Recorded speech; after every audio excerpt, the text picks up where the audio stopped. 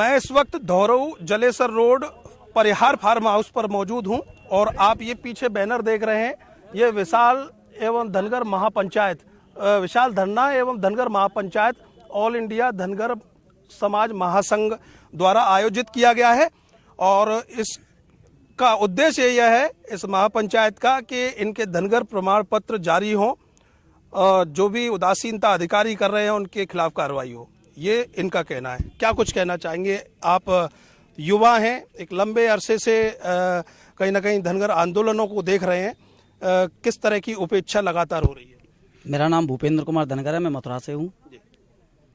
सन में 1950 से पहले की बात करूँगा। 1950 से पहले एक 1891 जनगणना हुई थी, जातिवार जनगणना हुई थी।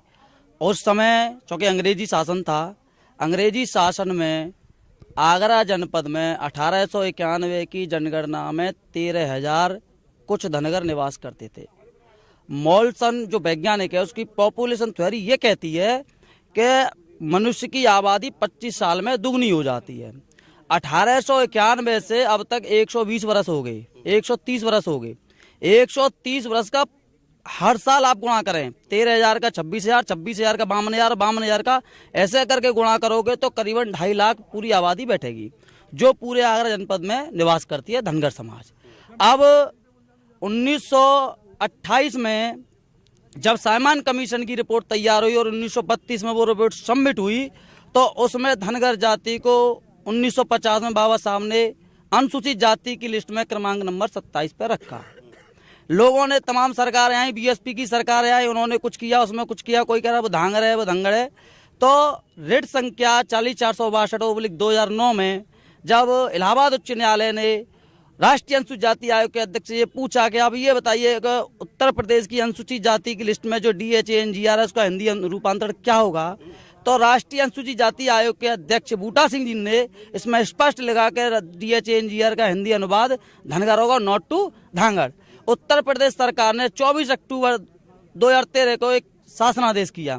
उस शासनादेश के बाद तमाम शासनादेश 16 में हुए, 18 में हुए। एक क्लैरिफिकेशन ऑर्डर 24 जनवरी 2019 को हुआ। उसमें सारी चीजें, कहीं कोई दिक्कत नहीं है। उन्होंने कहा कि ये पाल वगेल टाइटल है और गडरिया में 2 तरह के गडरिया होते हैं, नीगर और धनगर। धनगर को सन 1950 से अनुसूचित जाति की लिस्ट में रखा गया और ये पूरा प्रदेश थ्रू आउट स्टेट में ये लोग निवास करते हैं। तो अब दिक्कत कहाँ आ रही है, ये प्रोफेसर साहब को भी समझना पड़ेगा, वो पढ़े लिखे विद्वान है। जब 1891 की जनगणना में 13,000 धनगर यहाँ पे, तो उस वैज्ञानिक की बात को उन्होंने समझना पड़ेगा और यहाँ पे प्रमाण पत्र जारी कराने पड़ेंगे। मैं दावे के साथ कहता हूँ, मैं मथुरा का निवासी हूँ, मेरी मावन तहसील पड़ती है, मैं झूठ नहीं बोलूंगा आपके सामने। मेरे मथुरा डिस्ट्रिक्ट में अपने हाथ से ज्यादा बड़ा कोई नेता वेता नहीं हूँ मैंने 20 प्रमाण पत्र जारी कराए हैं, डंके की चोट।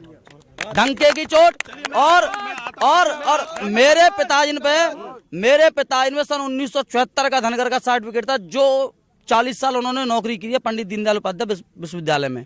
उसके बाद मेरे पिताजी का मेरे बेटे का बन चुका है। अब दूसरे बेटे का प्रमाण पत्र नहीं बनना। तो मैं आपसे लोगों से एक चीज और कहूंगा कि आप आवेदन डालने के बाद एक कानून बना है 2011 में, जनहित गारंटी अधिनियम 2011। आप उसके तहत अगर कोई तहसीलदार आपके आवेदन को अस्वीकार करता है तो आप SDM के यहाँ जनहित गारंटी अधिनियम 2011 की सेक्शन 6 के अंतर्गत अपील कर सकते हैं। उस पर उसे जजमेंट देना पड़ेगा। आप अपने डॉक्यूमेंट लगाइए, आप तैयार करिए। नेता नहीं चाहेंगे आपके प्रमाण पत्र में। आता हूँ आपके पास में। वकील साहब, कैसे देखते हैं धनगर प्रमाण पत्र को? प्रोफेसर साहब को इन्होंने कहा कि समझना होगा, वो पढ़े लिखे हैं, सांसद भी हैं, मंत्री भी रह चुके हैं, कई बार सांसद रह चुके हैं, तो वो लगातार शायद हो सकता है कोशिश भी कर रहे होंगे। लेकिन कहाँ मानते हैं आप, इतनी ताकत होने के बाद, कहीं ना कहीं सत्ता में रहने के बाद भी धनगर प्रमाण पत्र नहीं बन पा रहे हैं? अगर वो चाहें तो क्या नहीं कर सकते? मेरा नाम राजवीर धनगर एडवोकेट है और मैं राष्ट्रीय युवा धनगर महासभा जनपद फिरोजाबाद से जिलाध्यक्ष हूँ। अगर हमारे माननीय प्रोफेसर SP सिंह बघेल चाहें तो कल से ही प्रमाण पत्र जारी हो जाएंगे। वो तो केवल अपने स्वार्थ में दल बदलने का काम करते हैं, समाज को गुमराह करने का काम करते हैं। जब जिस दल में गए उस दल की सत्ता रही। अगर वो चाहें तो आज भी प्रमाण पत्र जारी हो सकते हैं। 24 अक्टूबर 2013 को समाजवादी पार्टी की सरकार थी, उस शासनादेश अखिलेश भैया जी ने जारी किया था कि धनगरों को दलितों की सुविधा बहाल की जाए, इनके प्रमाण पत्र जारी किए जाए। उसी के तहत हम जनपद फिरोजाबाद में अधिकारियों से मिले और हमने अपने संवैधानिक अधिकारों की गुहार लगाई, लेकिन वो प्रमाण पत्र जारी नहीं हुए। हमने अपने संवैधानिक अधिकार पाने के लिए और जो धरना प्रदर्शन किया, हमें बेकसूर लोगों ने, बेकसूर धनगर समाज के लोगों को समाजवादी पार्टी की सरकार ने लठियाने का काम किया। उन्होंने अपने राजनीतिक जो है चेहरे बनाने का काम किया और उन्होंने मौका देखते हुए छक्का मार के भारतीय जनता पार्टी में जो चले गए। आज वो केंद्रीय मंत्री हैं, अगर वो चाहें तो कल से प्रमाण पत्र जारी हो जाएंगे। अगर प्रमाण पत्र जारी नहीं होते, वो ये कहते हैं कि मैं समाज का मसीहा हूं, समाज के साथ हूं, तो कल ही वो अपने मंत्री पद से और सांसद पद से लात मार के अलविदा कर दें। तो मैं दावे के साथ कहना चाहूंगा कि प्रमाण पत्र बनने को कोई माइकलाल नहीं रोक सकता। एक सवाल इन्होंने ये कहा कि इनके पिताजी का सर्टिफिकेट एक लंबे समय से, कब से बताया था आपने? 1974 से इनके पिताजी का सर्टिफिकेट है, इनका सर्टिफिकेट है, लेकिन आज इनके बच्चों का सर्टिफिकेट नहीं बन पा रहा है। ये विडंबना, ये अधिकारियों की उदासीनता। नहीं, इसका जवाब मैं दे सकता हूं। देखिए, ऐसा है, मेरी मावन तहसील पड़ती है और ये कहीं न कहीं इसमें अपनी समाज के लोग अड़ंगा बन रहे हैं। ऐसे यहाँ पे भी कोई साहब है तो ऐसे ही वहाँ पे भी एक साहब हैं। अच्छा, वो ही नहीं बनने दे रहे हैं। हाँ, वो अपने अलग मिस्त्रीगिरी करते हैं वहाँ जा करके कि साहब हम 25/3/2000 सामाजिक न्याय मंत्रालय ने ये लेटर जारी कर दिया और अपना सर्टिफिकेट बनवा लेते हैं। तहसीलदार कानूनों से कहते हैं कि तुम इसके प्रमाण पत्र जारी। क्या कहोगे इस चीज को? सरकार अनदेखी कर रही है, समाज के नेता अनदेखी कर रहे हैं। वो चाह रहे हैं कि सिर्फ और सिर्फ हमारे परिवार के लोगों के प्रमाण पत्र बने ताकि एमएलए एमपी हम बने, अच्छी पोस्टों पर हम जाएं और ये समाज भोला वाला समाज है, ये हमारे कहने से वोट देता है। लेकिन अब ऐसा नहीं होगा। 95 में बसपा की सरकार थी, हमारे समाज के लोगों ने मथुरा में अपने संवैधानिक अधिकार पाने के लिए एक आंदोलन किया था।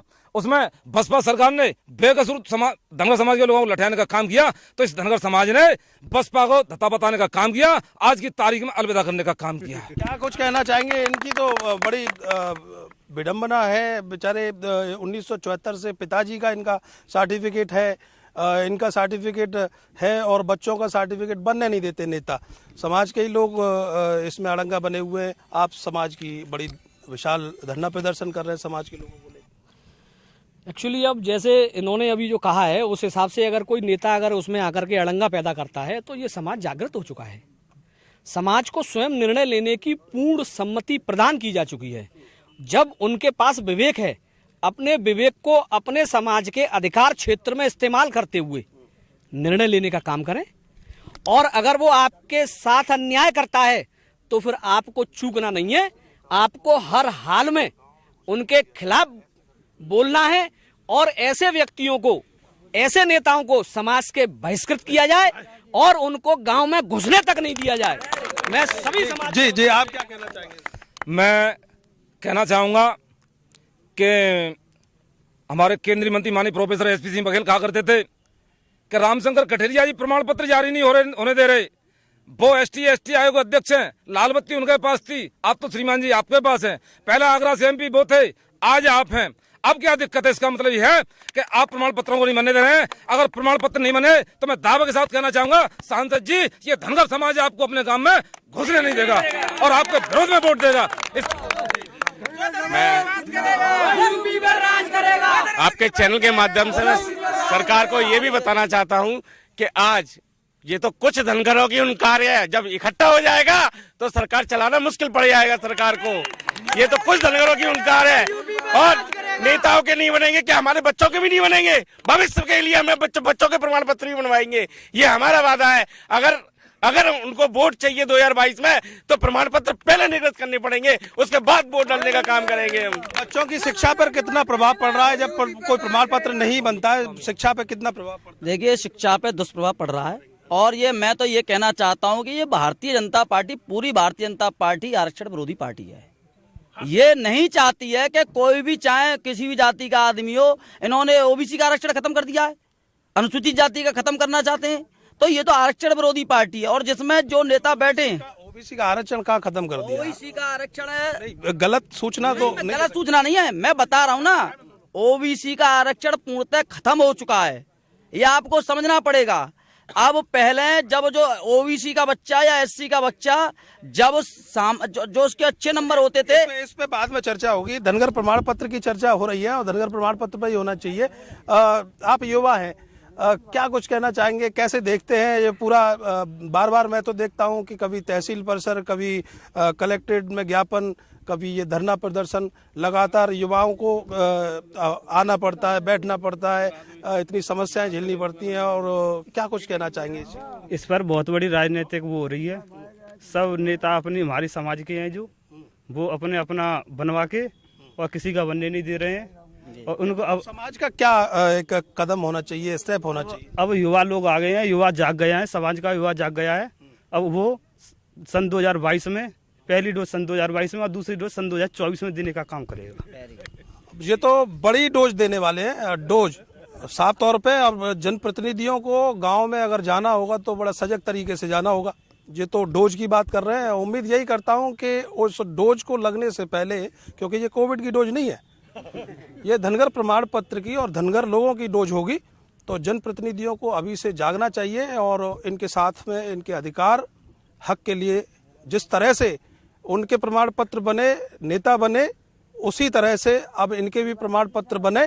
ये नेता ना बने तो कम से कम अच्छी शिक्षा तो हासिल कर सके अपने हक और अधिकार के तहत।